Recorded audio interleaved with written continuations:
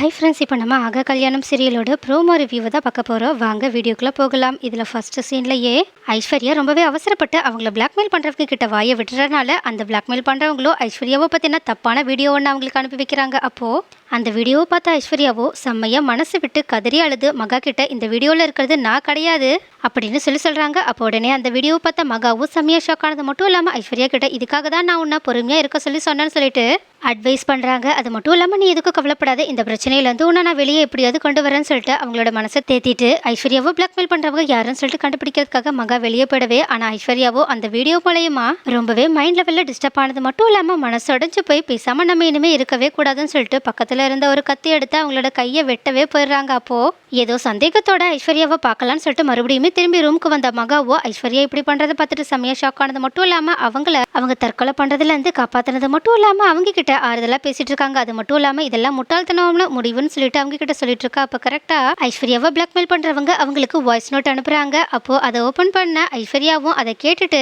மறுபடியுமே ரொம்பவே கஷ்டப்பட்டு அழ ஆரம்பிக்கிறாங்க. ஏன்னா அந்த வாய்ஸ் நோட்டில் அவங்கள பிளாக்மெயில் பண்ணுறவங்க நாளைக்கு நைட்டு ஐஸ்வர்யாவை மீட் பண்ணுறேன்னு சொல்லிட்டு அனுப்பியிருக்காங்க. அப்போ இதை கேட்டுட்டு மகாவும் நீ எதுக்கும் கவலைப்படாத, நாளைக்கு நீ அவனை பார்க்க வரேன்னு சொல்லிட்டு ஓகேன்னு ஒரு மெசேஜ் அனுப்பு, நாளைக்கு அவன் கண்டிப்பாக உன்னை பார்க்க வரும்போது அவனை போலீஸில் கையும் கழுவாம சிக்க வச்சலான்னு சொல்லிட்டு சொல்கிறாங்க. இதை கேட்டுட்டு ஐஸ்வர்யாவும் ரொம்பவே கஷ்டத்தோடையும் குழப்பத்தோடையும் இருக்காங்க. நெக்ஸ்ட் என்ன நடக்கும்? மகா பிளான் பண்ணபடியே ஐஸ்வர்யாவை பிளாக்மெயில் பண்ணுறவங்க யாருன்னு சொல்லிட்டு கண்டுபிடிச்சது மட்டும் இல்லாமல் அவங்கள போலீஸ்லேயுமே கைது பண்ணுற மாதிரி கொடுத்துருவாங்களா என்ன? அது மட்டும் இல்லாமல் ஐஸ்வர்யா அவங்கள பிளாக்மெயில் பண்ணுறது யாருன்னு சொல்லிட்டு பார்த்ததுக்கு அப்புறமா செம்மையாக ஷாக் ஆக போகிறாங்களா என்ன? அடுத்து என்னதான் நடக்க போகுது? ஐஸ்வர்யாவும் மகாவும் என்னதான் பண்ண போகிறாங்க? அது மட்டும் இல்லாமல் இவங்க ரெண்டு பேருக்குமே உதவி செய்ய சூர்யாவும் ஒரு பக்கம் இன்வெஸ்டிகேஷன் பண்ணிட்டு இருக்க. அப்போனா சூர்யாவுக்குமே யார் அவங்கள பிளாக்மெயில் பண்ணுறாங்கன்ற உண்மை தெரிஞ்சிருமா? அடுத்து என்னதான் நடக்க போகுதுன்றதை அடுத்த வீடியோவில் பார்க்கலாம்.